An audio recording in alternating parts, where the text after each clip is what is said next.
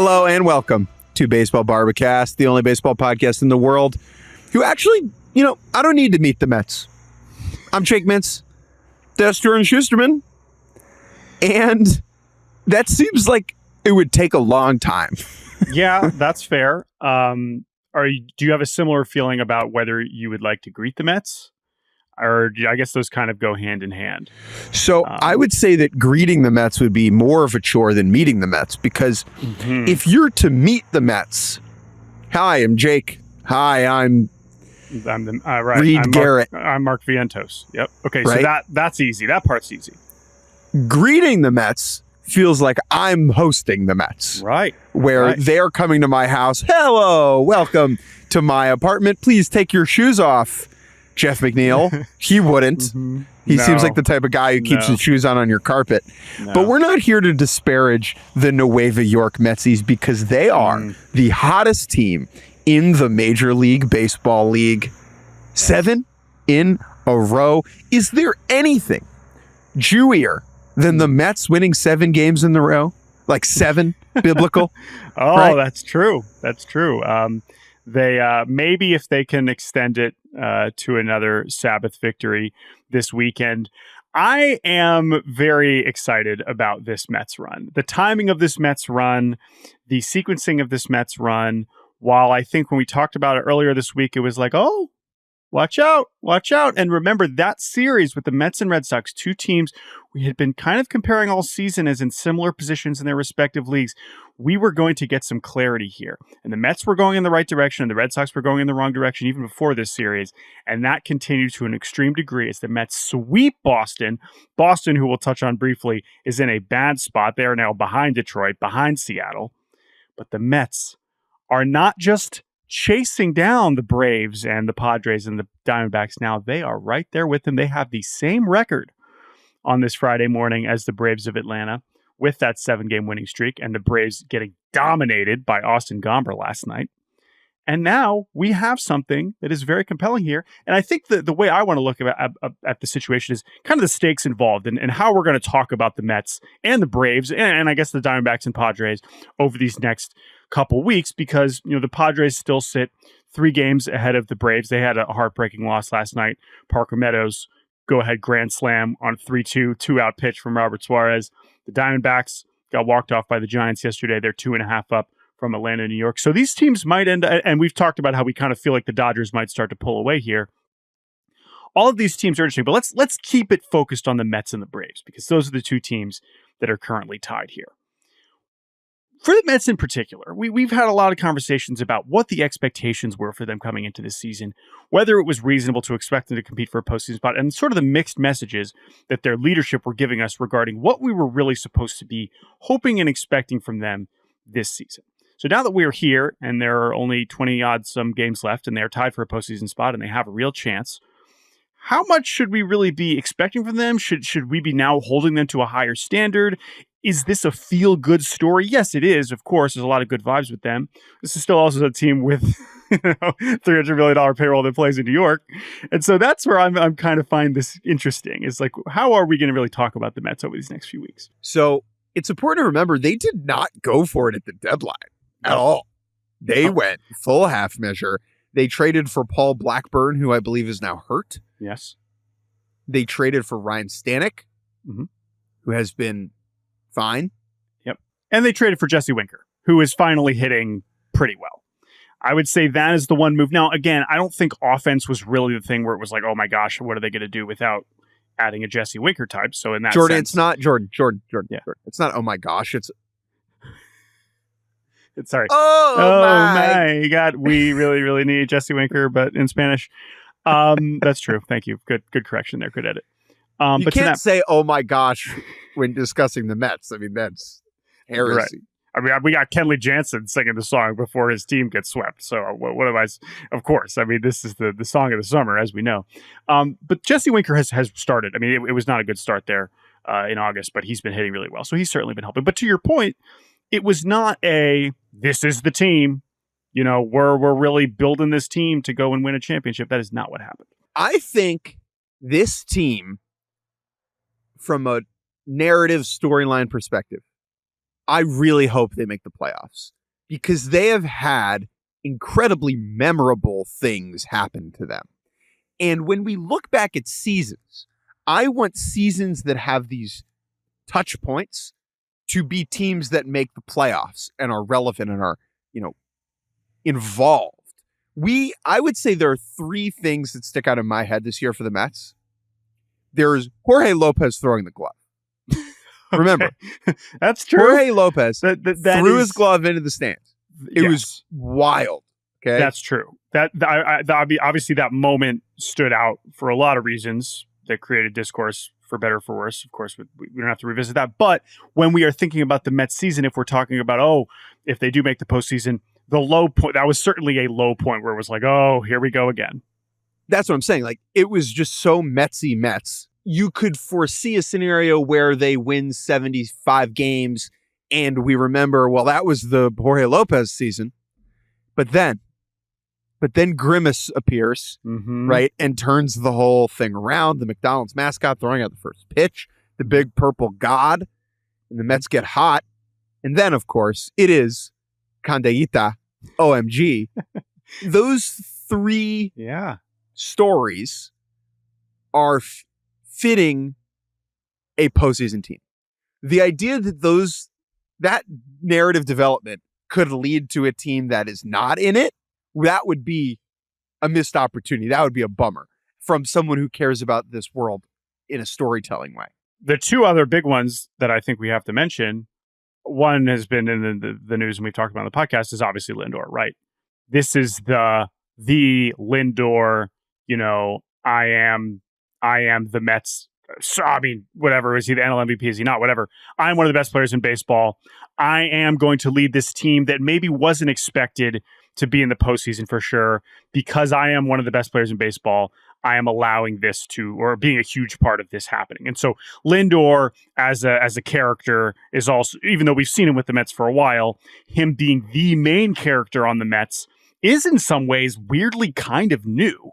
And I think that is also cool. I think that's a big part of this story as well. But then the other part of it is still Pete. And Pete's not one that we've really talked about, I feel like, that much, because once we realized he wasn't going to get traded at that point, we still weren't really sure how realistic it was for the Mets to make any noise. But now that we're here, now you zoom all the way a little bit farther out and you start to realize the stakes involved, because now you're looking at a roster, because of how they've built it and because they went, especially on the pitching side, went for a lot of these short-term solutions. You're looking at a team that could look very, very different next year. And so in that sense, it has me thinking about this group. I mean, it obviously doesn't make any sense to call it a last dance because most of these guys are on the team for the first time, but it is a group that could look very different next year and is going to give the front office a lot of work to do. Of course, Pete's a big part of that, but JD Martinez is a big part of that, right? Luis Severino is a huge part of that. Like, there are a lot of characters here that are not necessarily going to be involved next year, but have clearly embraced what it is to be a Met. And so that, as the Mets de facto becoming this kind of lovable team, this underdog who I think a lot of neutrals will be cheering for over the Braves. I think that's pretty safe to say. That also makes them, I think, very compelling. Well, and with the expectations, there's a house money element to how they're carrying themselves, at least, especially recently. Which is funny because it's also a money element. Money. Yeah. The house has a lot of money. Yes. But let's compare that to Atlanta. I mean, we've talked a lot about Atlanta's season. Sure. It's, again, we've said this before, we'll say it again. They lost 2 6-win players pretty much early on in the season. Strider, I think, made 2 starts, and Acuna was meh for a month and a half, and then he tore his other ACL. If they have those 2 players at even half of their capabilities, they are easily a wild card team. Like, they're not even sweating. Can we agree on that? I mean, I feel pretty good about that. Yeah. And then when you add on to that, they were missing Michael Harris for 2 months. Austin Riley was hurt for a month, and now he's back on the IL. They haven't had Ozzie Albies for a while. Yeah. No team this year in baseball has had more important players go down with injuries than the Braves. However, because of the way that roster is built, where there are so many good, talented players entrenched at positions, there were not a lot of opportunities for roster maneuverability to have players that have had experience come in and fill those roles. that is something you see a lot on teams like, Milwaukee or Tampa when they're good, where it's like, oh, that guy's played a little bit. This guy gets hurt. Give him a bigger role. The Orioles are actually a good example this year, right? Where, because they were doing so many platoons with, Ryan Mountcastle and Ryan O'Hearn, Mountcastle goes down, O'Hearn just gets more time, and it's not a huge fall off. And I'm not saying that like the Braves shouldn't have uncovered and developed these phenomenal players and extended them. Obviously, you do that every time. But what I'm saying is there is a what's the opposite of a silver lining? Like a poop lining, like a crap lining to that type of roster building strategy. And we have seen the downside of it. Now, still, the Braves should make the playoffs over the Mets. Even still. Yeah, still a right? better still a better roster. Still a better roster. Yeah. The pitching, the Braves pitching, if they get in, that's a formidable group. Chris Sale's going to win the Cy Young. Max Fried is one of the lowest ERAs over the last 5 years. Reynaldo Lopez, I know he was a little worse last night. A little worse. I think he allowed 2 runs. Woo-hoo. Right. Yeah. And Schwellenbach, rookie, sublime. Awesome. And so like that quartet is just so much better than not what so the much Mets the bullpen. have. Oh my God, the bullpen, right? I mean, even if you grant a good version of Edwin Diaz, Raisel Iglesias has been a top 5 closer this year. He's been better. And he's been better. And they have a lot of other really good arms. So they have that advantage, and they still have some impact bats, especially with Olsen still playing. But all that said, like the thing I keep going back to is we always start with, okay, well, they lost these 2 6-win players. The thing is that the average fan's not crying for the Braves no matter what, right? Of course. I get it. Now, it still seems weird that they would. But that's what happens. Yeah. That's what success does, right? Like when you win Yeah. 6 of these in a row, 100%. Neutrals don't pull for you. Remember how much everyone was sick of the Phillies in 2012, and now, the last 2 including seasons, us. including us. We used to say on the show, remember what we used to say? Yeah. We treat all 29 teams equally, but F the Phillies. Yeah. Like that, in our earliest podcast, that's how we felt because of how tired we were of them just running the National League. And then they got very, very bad basically immediately. And then it was a while, and now we're back, circle of life. Here they are again at the top of the National League. But that is what is interesting about kind of these 2 teams from the narrative standpoint. Now, if you look ahead and you look at, okay, what is the likelihood that the Mets can actually pull this off? Their challenge is the schedule is much harder for the Mets when you compare. They have 7 more games against the Phillies. Now, the Phillies will be playing for stuff. They're playing for the 1 seed. They're playing for the bye, all these things, right? So it's not like even if the Phillies have the division locked up, they're necessarily going to roll over against the Mets, and that's still a rivalry too.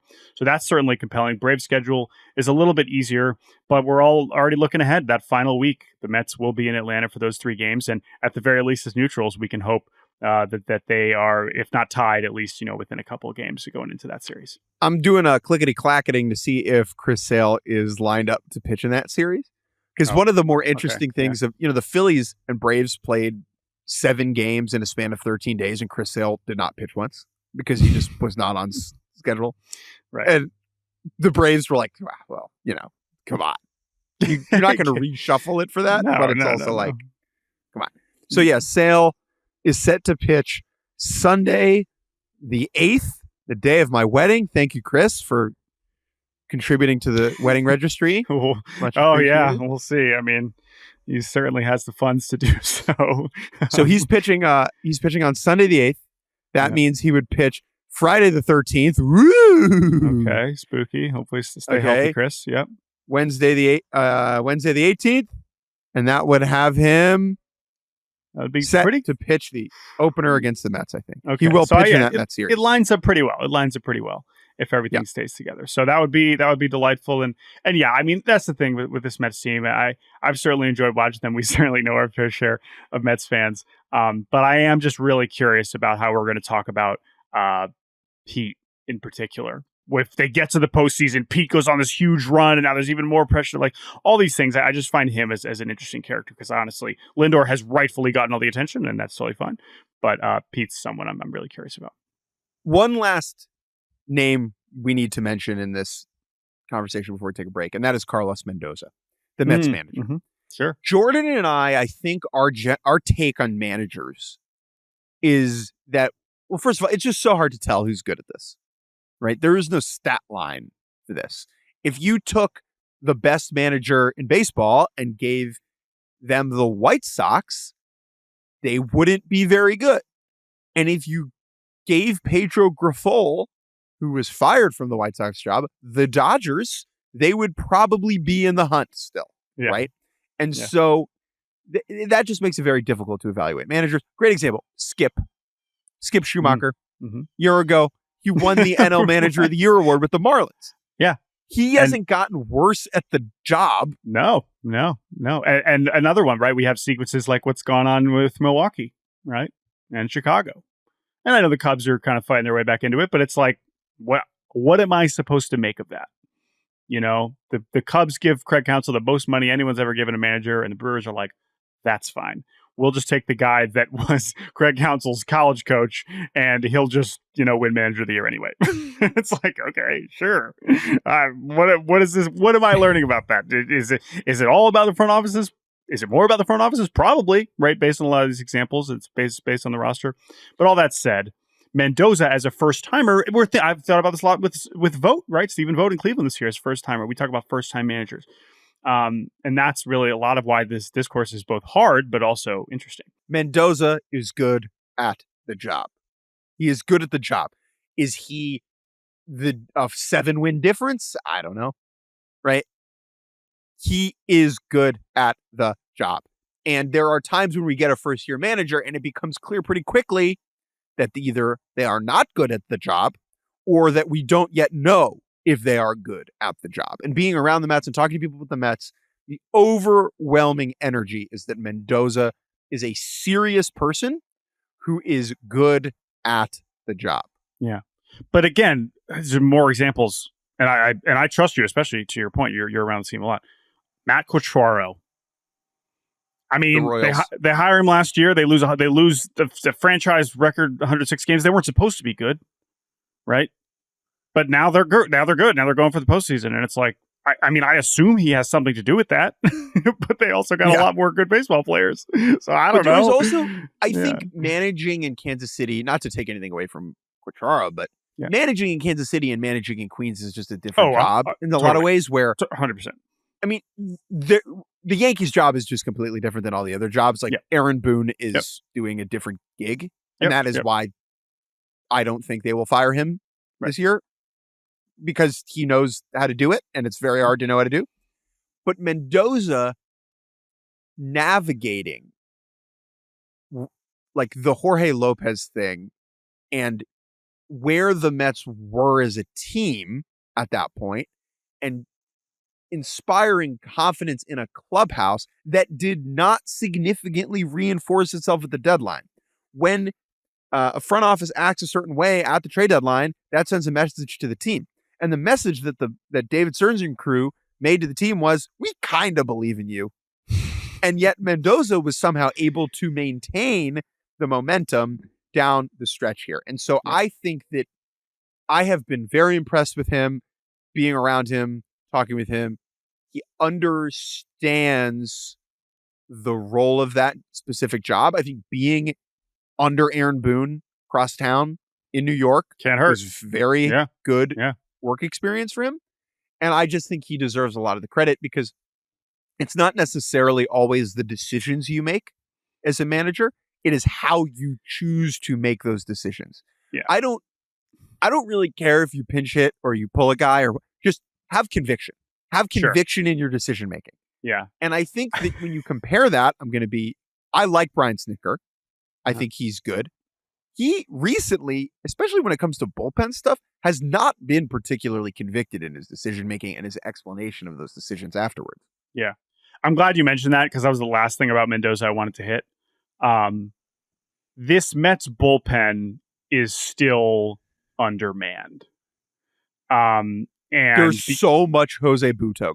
Yeah, and that's your guy. That's my guy, Joey Butts. Yeah.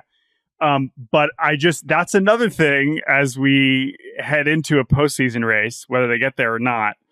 Now, the actual managerial decisions are going to start to become a lot more scrutinized.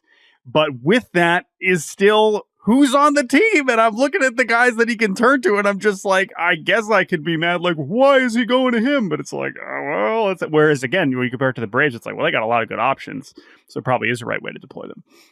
as I sit here in the backyard of my parents' home, that brings up an analogy in my head, which is a teenage Jordan Shusterman walking into my parents' house, opening the refrigerator and the snack cabinet and being incredibly underwhelmed by what's in there. One cannot critique Jordan for his selection between the mediocre substandard snacks that my family consistently who supplied the snack. That was just not, we had different expectations. Never the for snack pantry. house. Never the snack house. Eventually I learned that, and eventually, but again, Mendoza doesn't have a choice. Now, it is funny in this case, right? Because like the Mets having this like star-studded offense where like everyone's making $15 million or more, and then this bullpen's just like Edwin Diaz and some friends. So anyway, that's another part about it. It's just like how we talk about Mendoza. Let's just remember what he is working with here. I'm going to get to the Red Sox later on for the bad portion of Good, Bad, and Uggla. Anything else from this week? Listen, the Cubs threw a combined no-no. That's awesome. I mean, really, it would have been a lot more awesome had they not completely embarrassed themselves against the Pirates the previous two nights, because then we'd be talking about them, perhaps, in this conversation with the National League postseason race, and maybe they'll still get in there. Obviously, it's still a pretty weak schedule, but they have the Yankees coming to town, and they've got Yankees and Dodgers back-to-back series. So, as we said, but after losing the series to the Pirates, they're going to have to play a little bit better over the next week than we maybe even originally thought. So that's the pressure on the Cubs. Two quick hitters. Astros got swept by the Reds, and it doesn't matter really because the Mariners only split against Oakland. Yes. And so they didn't make up too much ground. Seattle's still 4.5 back. I need to watch a lot of those Astros games back. I don't know what happened. Very little. Their offense just kind of went to sleep. Rhett Lauder was very good yesterday. Ty France is helping the Mariners as a Red. He's been hitting very well. Amazing for Cincinnati. So that's kind of cool to see. And then the other one is the Phillies are now on a W5, and they've created some separation between them and the Brewers for that bye. Well, and then but aren't the they're tied with the Dodgers. So correct. For the bye though. Yes. So for the bye. So not for the 1 seed. Yes. That is a good point.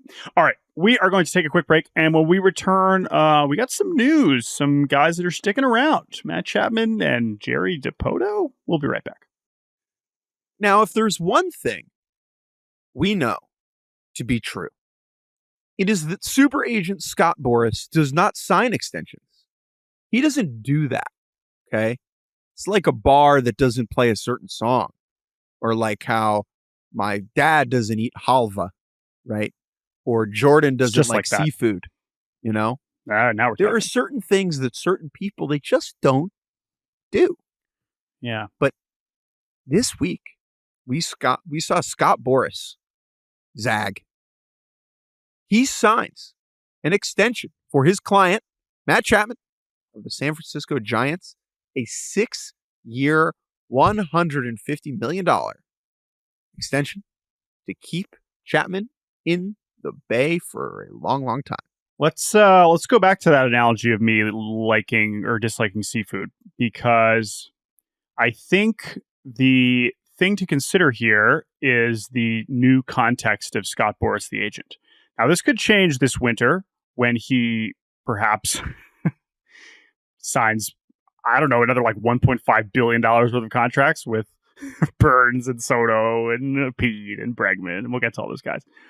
However, after what happened this past offseason, we know Jordan Montgomery already said, peace, I'm not messing with this anymore. This is an example of Matt Chapman, another guy who ended up with a much smaller contract than we expected, being like, wait a minute, I'm the client, and I am playing very well, and I am not messing around with an open market anymore. We always like to say, oh, you got to see what you have in the open market. And he's like, you know what?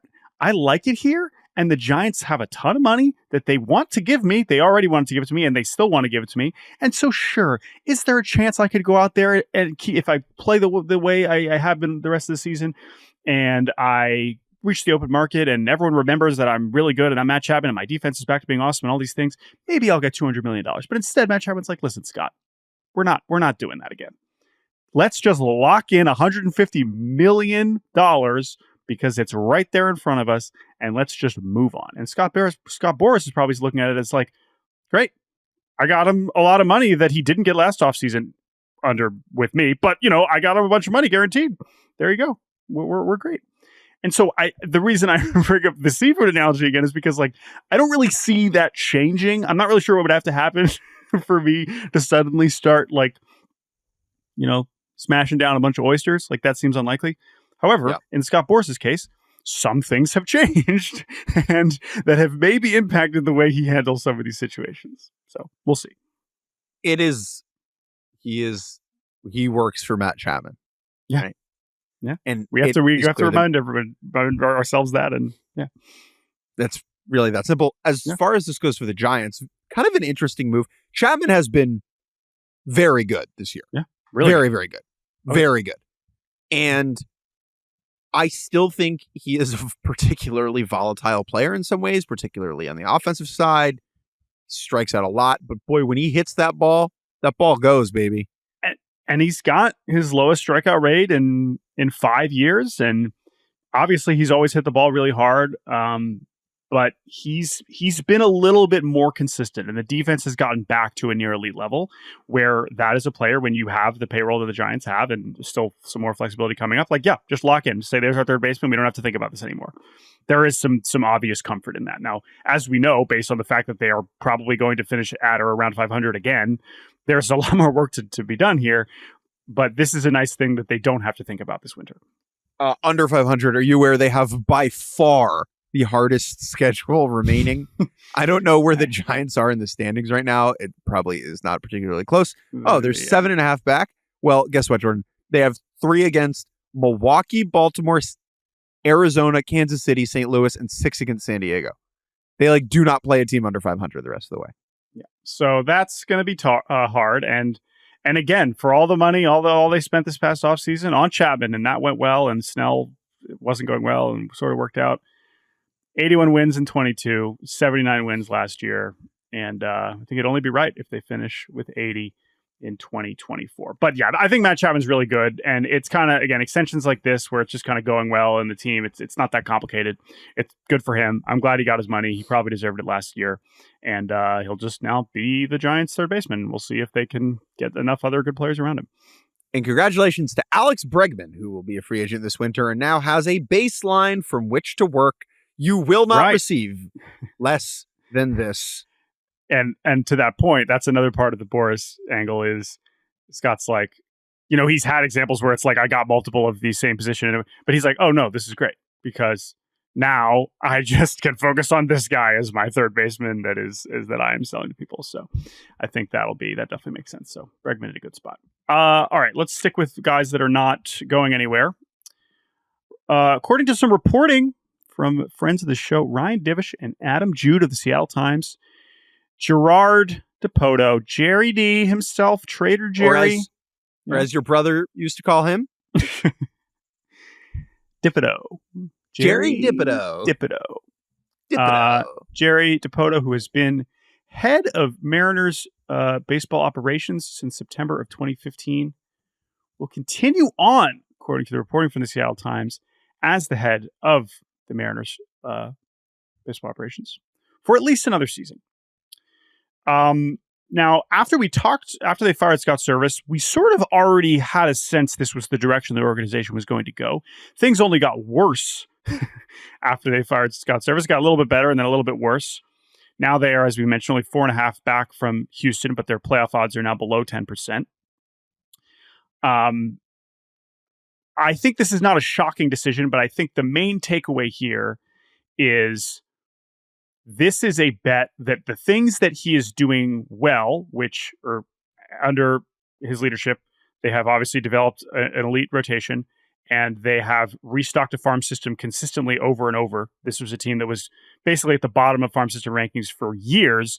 And now, even when they've graduated a bunch, have already, because of how well they've drafted, launched it back up to, a top 10 system. When we talk about all the Mariners' flaws offensively, I think that this isn't going to make the rest of the season any more pleasant because I still expect them to come short and they still are going to have a lot to fix this winter that they cannot fix internally. However, this really does seem to be a bet on this next wave of mostly hitters probably getting to the big leagues sooner than we expect, because those are the guys, if we really are going to find out whether they are good or truly terrible, as bad as it gets at developing hitters, it's the now up to whatever 8 top 100 prospects that they have. A lot of these hitters at all positions, outfielders, first baseman, infield, shortstops, catchers, all these guys that have slowly risen through the minors, that all the prospect people think all these guys are awesome. Those guys really better start hitting, and those guys better get to the big leagues by the end of next year or ready for 2026, because otherwise it's just not good enough. That's the bet here. And it's also a sign that ownership does not want to bother to go through an actual upheaval of both the entire coaching staff and obviously the entire front office. So they are going with continuity. You can criticize that for sure. I think that I completely understand if you're looking at this after 10 years, they made the postseason one time and say, it's not good enough, we got to go in a different direction. That's totally valid. I can't really dispute that. But he has done just enough right that he's going to get one more chance here. But based on how the rest of the season goes, man, like I said, postseason or not, if they finish at or below 500 after averaging 90 wins the last 3 seasons, that's just going to make this offseason all the more difficult. And the messaging is going to have to change, because they can't just say, oh, we came up just short. It's like, no, you just weren't even very good. And that is what is going to be really difficult for this team, optics-wise, to really get over this winter, basically no matter what happens, barring a total miraculous run to the playoffs. Every baseball executive head honcho needs to be evaluated within the constraints placed upon them by the ownership group, right? So if Jerry Dipoto was allowed to spend like Andrew Friedman in LA or like Brian Cashman in New York, I think the roster would be better. And I think that the conversation about Dipoto would be different. Now, what is frustrating about Dipoto specifically is his comments last offseason about winning 54% of games. It's not exactly the way to get your fan base going. And Dipoto is the type of executive who fits within the context of his environment, where he is stay the course, don't panic, ride it out. I want to see how Jerry Dipoto on the hot seat operates. Because while you don't want your president of baseball operations operating with panic or mania, a little urgency, I think, goes a long way. Yeah. And I, particularly in assembling the Mariners offensive group, he has rarely shown urgency or a willingness to significantly upgrade certain elements of the roster. Now, trading for Randy at the deadline this year, that's a big plus in his column. That's the type of move that a team with a pitching staff this good should have been making for a long time. I know Jerry transacts quite a bit, but a lot of it is just shuffling the lounge chairs on the Titanic. Yep. And I think I want to see him act with his foot on the gas a little bit more. And maybe a season like this will inspire him to do that. Yeah, and it just becomes hard, because I think your point about ownership is spot on, but it's also, it's not even, it's almost more subtle than that, right? Because it's moves like salary dumping Eugenio Suarez, I mean, if they had him at third base this year with what he's been for Arizona, they'd be in a better spot. And they decided, oh, we're gonna get creative. We're gonna do it with Josh Rojas and Luis Urias. It's like, all right, well, but you could also just have a regular third baseman making a normal amount of money. It's stuff like that. And there's all kinds of moves that they've made because of that. Not necessarily because they're not willing to spend. But to your point too, yes, they have made some aggressive maneuvers, but a lot of them just haven't worked. And so that's ultimately why I think fans are done waiting, is because he has made a ton of moves, and more of them on the offensive side have fallen short than actually, reached expectations. So I think that's what he's going to be judged by. But I do agree with you, especially if they finish around 500. They can't pretend like they are right there with Houston anymore, because I mean, I guess they can. It's so weird to say you were 10 games up on them, but that had more to do with Houston's problems than you actually playing very well. But you can't pretend like you're right up there with them. No, they just embarrassed you over the last 3 months of the season. For the last few years, you could say, oh, right there, just a couple moves. Can't say that anymore. You can't. Yep. You just cannot pretend that. I mean, I even believed it, right? After 2022, with what the pitching was coming, I was like, yeah, they should be able to compete with them. And I guess for a couple months they did. But no, you can't say that with a straight face. So we'll see how these last few weeks shake out, whether it makes any difference. It clearly doesn't make any difference for his job security. But that's kind of where I'm at on Jerry D. And the Dipoto tracker lives, baby. He's made 175 trades as Mariners Pobo GM, and we'll see if he can get to 200 before he gets canned. All right, let's take a break, and when we get back, we will do the good, the bad, and the Uggla. Welcome back to the End of Baseball Barbacast. I have not been working much this week because I am about to do nuptials. Jordan Shusterman, however, all right, do love the nuptials. Hey, English gives us the opportunity to twist a pretzel, and I shall. Jordan, however, you have been clicking those keys, and you produced quite a lengthy and enjoyable read about Guardians closer Emmanuel Clase, who is likely to finish in the top 5 of AL Cy Young voting this year. He is the best closer in baseball right now. You live near Cleveland, close enough. And you talked to Emmanuel for this long story you wrote. Tell me about the story and the process of putting it together. I've been in this area for a couple months now, and the Guardians obviously a relevant team, and I wanted to, I've written about them a little bit, but I was thinking, okay, well, what's this bullpen? Okay, Quan, Ramirez, and of course, as they head towards the postseason, I'm sure I'll be writing about them plenty more, and it's good to watch this team on a daily basis, get to know Vogt, all these guys. But then I was like, I kind of woke up a couple weeks ago, I was like, wait a minute, they have this 26-year-old who's already, saved 140 games or whatever in his career.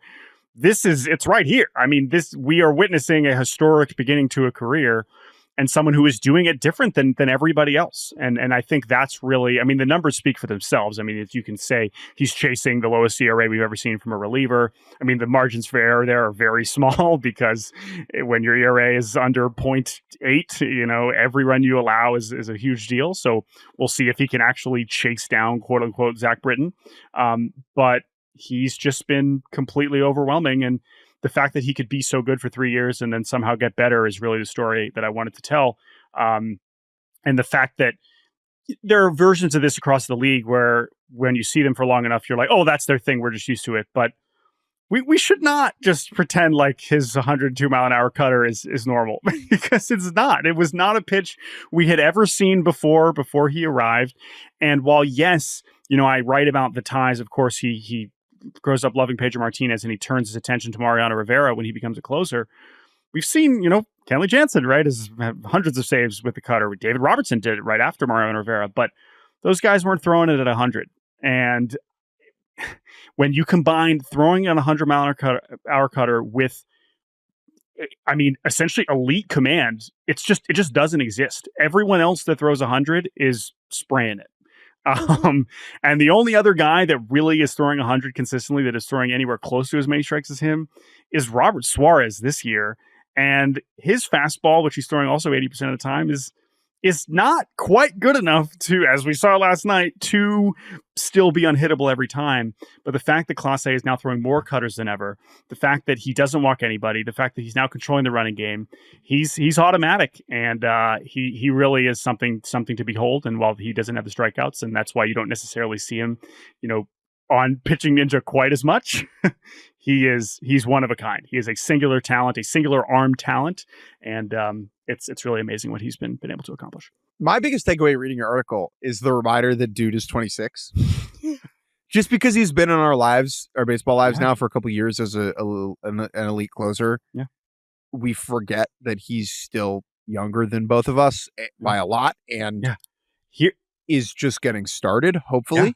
Yeah, hopefully. Yeah, and that's the thing. The only closers, I guess I technically omitted mistakenly. Maybe I'll go back and Ben Joyce, I guess, is younger. Now he obviously doesn't have that many saves yet, but other than him, it's like Munoz with the Mariners and Mason Miller. But other than that, this guy's younger than all these other guys, and he's already the franchise saves leader, which is amazing. The one that really blew my mind, and this really kind of elicits why he's so special, and this is the last thing I'll say, then we can move on. You guys can go read the long story if you want to read more, is he's younger than Doval. Like, Camilo Doval with the Giants is really the only other pitcher that throws a cutter like this on the planet. Again, we've seen Corbin Burns at his peak, maybe is throwing a cutter up there, but 100-mile-an-hour cutter. It's really just Duvall. And his command is catastrophic, right? Now, he's still a late inning guy because the stuff is that good. But Duvall is like still, he's just optioned this year. He's still like figuring it out, and he's racked up a lot of saves. He still has not quite solved it. Clase is younger than him even by a couple months, and he's already an all-time great, through age 26. And I'll say the last thing about this during the research for this story, and I barely touched on it. The real thing that I appreciated looking into this was not Mariano Rivera. It was Craig Kimbrell.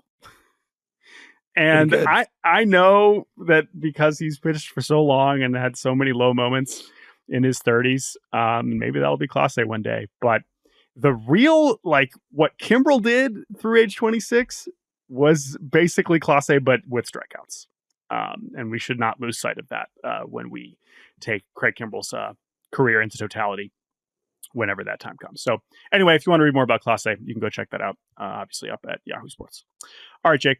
It's time for the good, the bad, the Uggla. It's Friday, and you're getting married in 2 days, so let's keep this quick.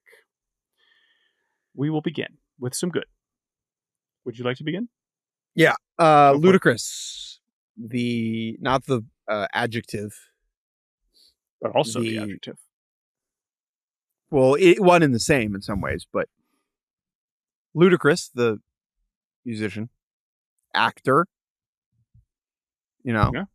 There's a lot of things. Showed up and threw out the first pitch at Truist Park this week with the big old freaking arms and shoes. If you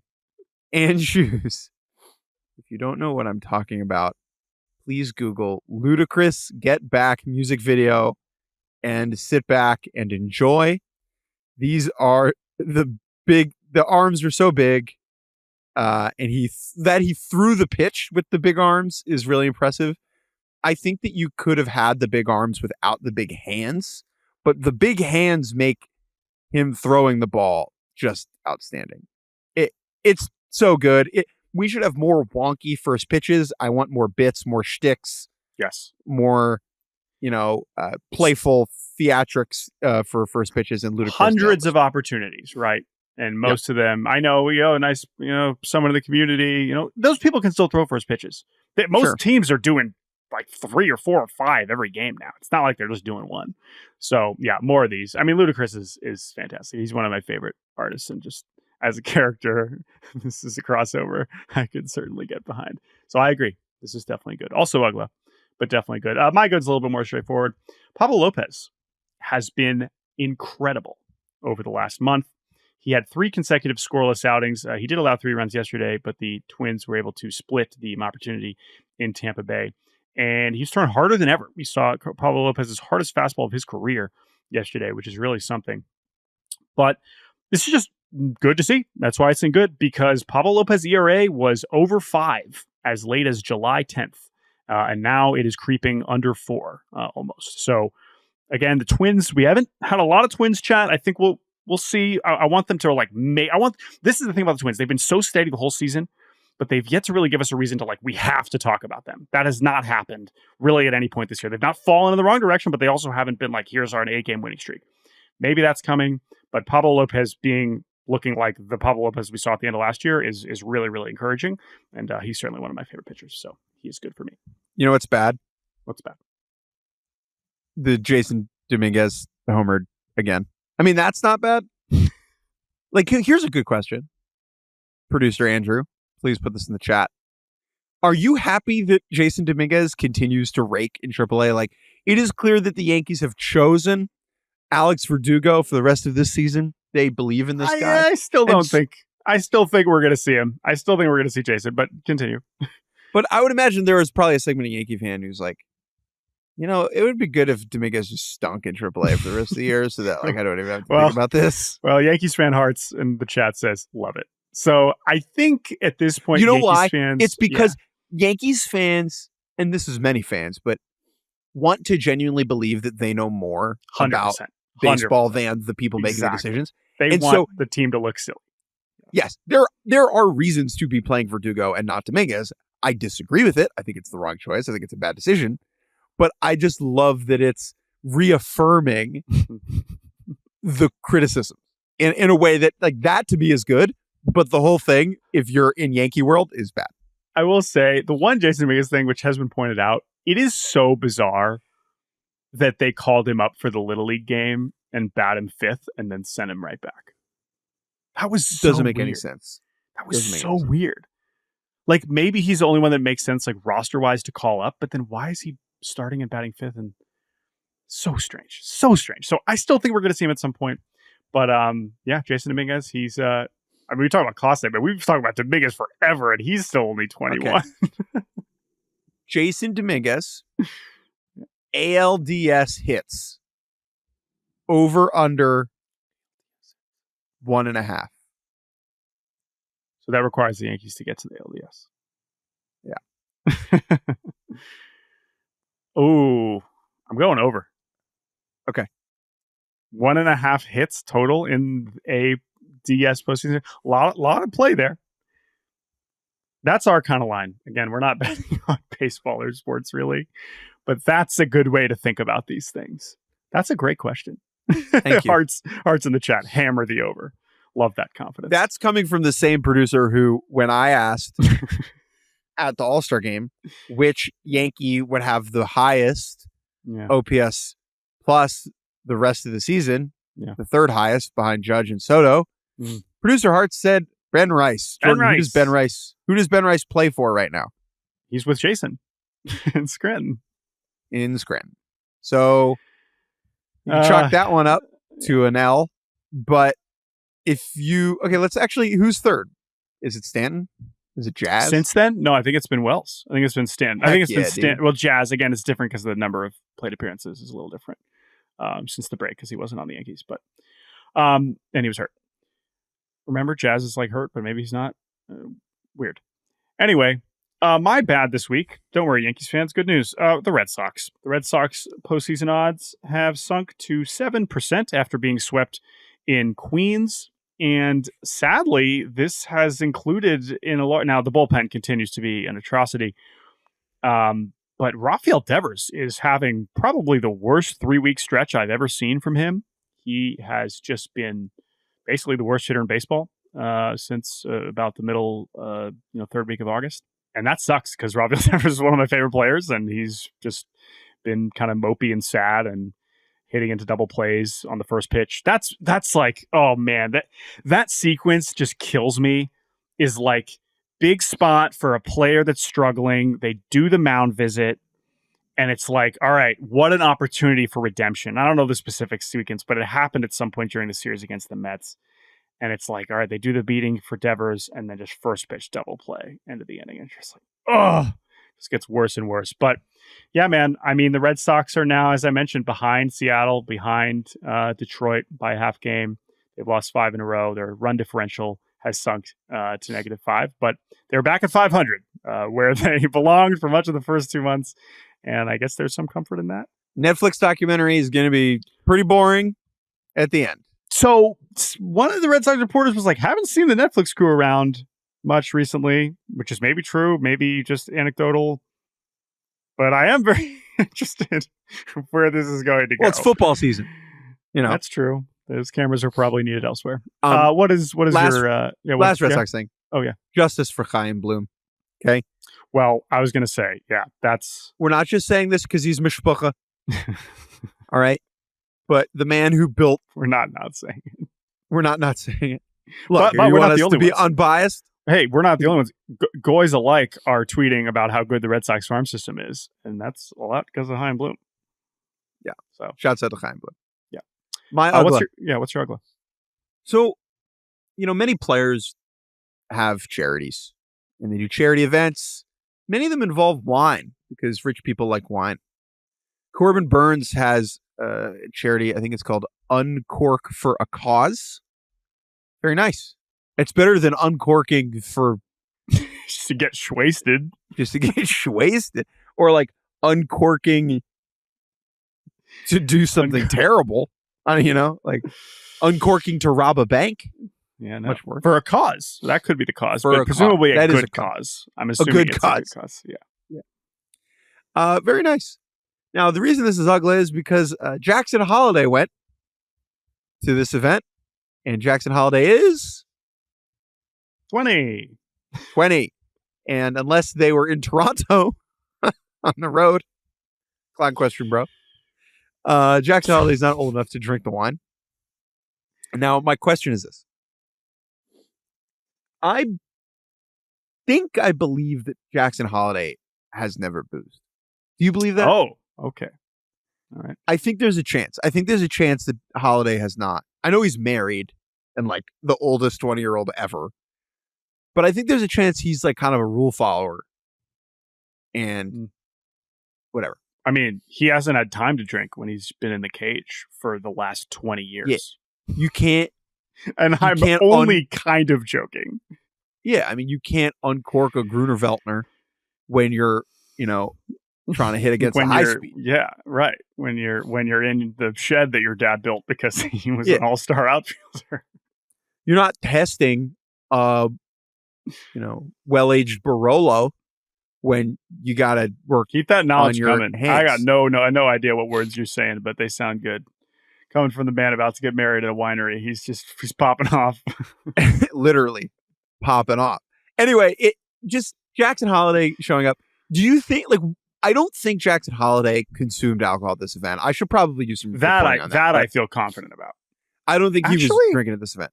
But if he had tried to, okay, if he had gone up to presumably the bar at the wine event and was like, G&T, please, what do you think would have happened? Because it's not like there were wristbands at this event, right? It's not That's the thing.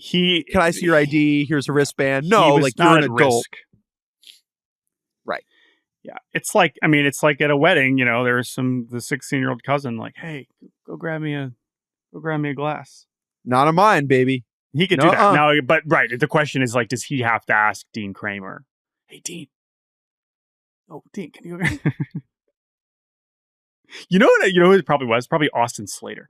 Every time I watch the Orioles, Jackson Holiday is sitting with Austin Slater, and I'm like, what a fascinating guy to be like. I would apologize to Austin but you know what? Slater. You know why that's perfect? You know why that's perfect? What could he learn from Austin Slater? How to hit lefties. Bingo. Jackson Holiday, let us know. Did you drink at this event? Actually, we know people that were at this. We know people were at this event. We could probably find out. Yeah. All right. The baseball bar does not support underage drinking. However, I think Jackson Holiday should. Okay, so people will always say, "Oh, I don't like the drinking age being 21 because you can serve and die for your country, but you can't have a beer." Feels like if you reach the big leagues before 21, you get an exemption. Oh, right? It's special. Yeah, I'm a big leaguer. I'm a big leaguer. Can I see your ID? But don't they have a big league ID? They have the big league ID. So that should count. I like that idea. Look, if I'm elected president, my two rules. Platform? These are my two platforms, okay? When you turn 80, you have to take a driver's exam again.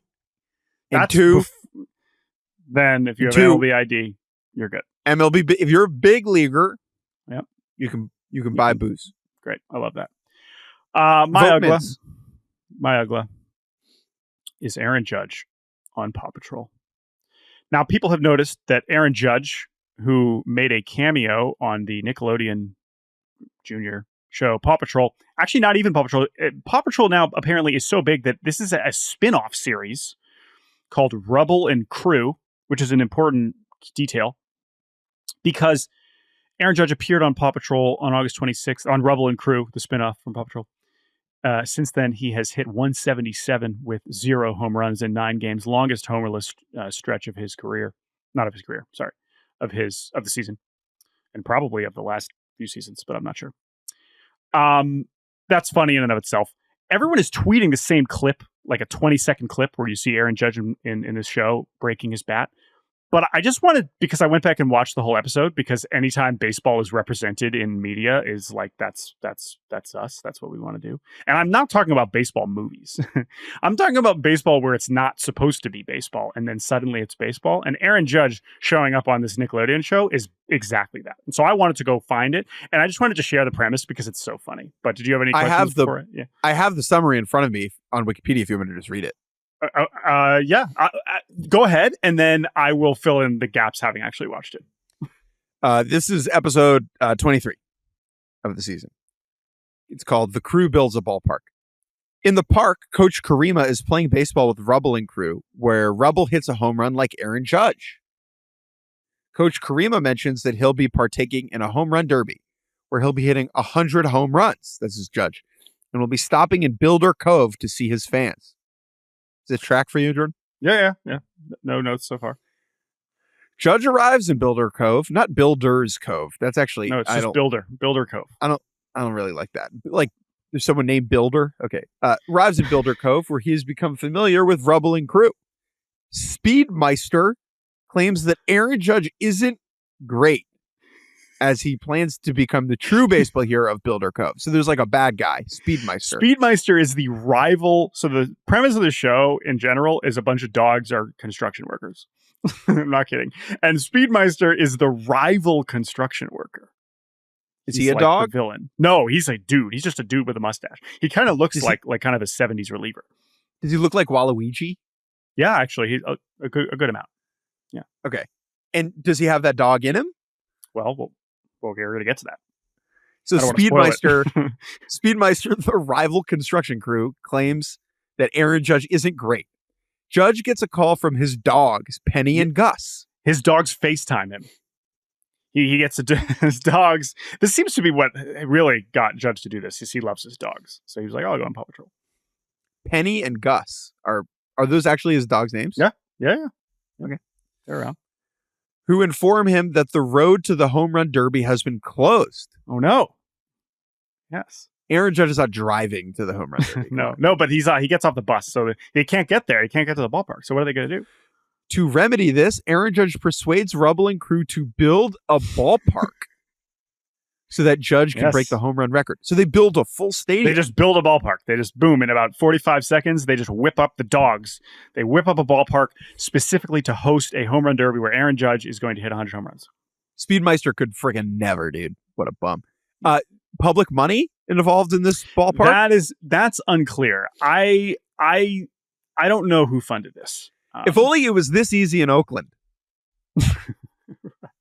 Why? Why don't we just have Rubble and crew just whip up? Think about how many votes. Think about all the voting. Howard Terminal. They could have made that happen. Get Rubble and crew down the Howard. They made it look really easy. So anyway.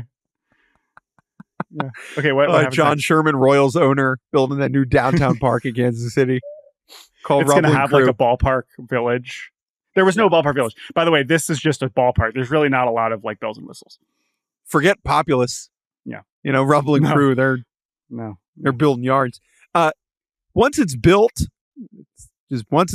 everyone attends the event as Speedmeister plans to strike Aaron Judge. Not strike out. That is a typo, I guess. Strike out this Aaron is Judge. Like a terrible AI summary, but continue. Okay, yeah. So basically, Speedmeister, just so you know, is the home run derby pitcher, and he does not have an L screen. He is just pitching to Aaron Judge and trying to prevent him from hitting a record 100 home runs. Now, it's unclear if the record is 99. Who has the record? Why? There's nobody else competing in the derby, by the way. It's just Aaron Judge in an empty ballpark, or not empty ballpark. But that's whatever. So just so you know, he's not pitching game action. No, and it's not like, oh, this is my coach. He's going to toss it in there. Like Speedmeister's trying to get him out. Okay. And he's hit 99 home runs off of Speedmeister. Yeah. So he he's just taking deep. He's in a groove, right? And by the way, the animation is like very compelling in the way that they mimic Judge's swing. And I'm not even joking. He's not wearing batting gloves, that's not Aaron Judge. But he's using his lucky bat. He has his lucky bat that he's using. Well, that's just must have consulted Teacher Man on some of the mechanics. When Judge gets to 99 home runs, his lucky baseball bat breaks, causing Rubble and crew to... He gets jammed. Does it go out, though? It still goes out. The 99th home run, he gets jammed, bat shatters, ball still goes over the fence. That happened to Barry Bonds. Never forget. That's the clip that everyone has tweeted. But again, this is the context. Rubble and crew make a new baseball bat, lucky baseball bat for Aaron Judge so that he can get his 100th home run. So it's not lucky. You can't make a new lucky thing. Right. But it's like a custom bat, kind of like a Players Weekend style. It's got like a hard hat on it. It's very, very colorful. And Aaron Judge is like, thank you so much. And so then he Speedmeister at this point is gassed. I mean, you gotta get someone up, dude. Right. I mean, I know right now there's no one else. And then he just absolutely torches one over the center field fence. Daytime fireworks. Sorry, so actually continue because there's a key detail here. I want to make sure. No, that's it. It's over. Hits 100th home run. All you need to know is that after he hits the 100th home run, he rounds the bases. Again, do we need bases for a home run derby? Probably so he rounds, but he doesn't round it the 99 other times. No, not that they didn't show that part. Okay. But on 100, gets 100. Boom, he does it. Whoa, yeah. Rounds the bases. Hits the gritty. Whoa. He would never. Crossing home. And I'm like, that ain't Aaron Judge. You lost me. I was so convinced it is him literally voicing. It looks like him. He's a big guy, whatever. And then I'm like, that wasn't very realistic. No. The captain could not. He would never. So that was a little showboaty from the captain. But Speedmeister got served there, and Aaron Judge hit 100 home runs, and then the dogs were elated. Penny and Gus were there. They showed up, and if I'm Speedmeister's coach, I'm like telling the catcher, go talk to him.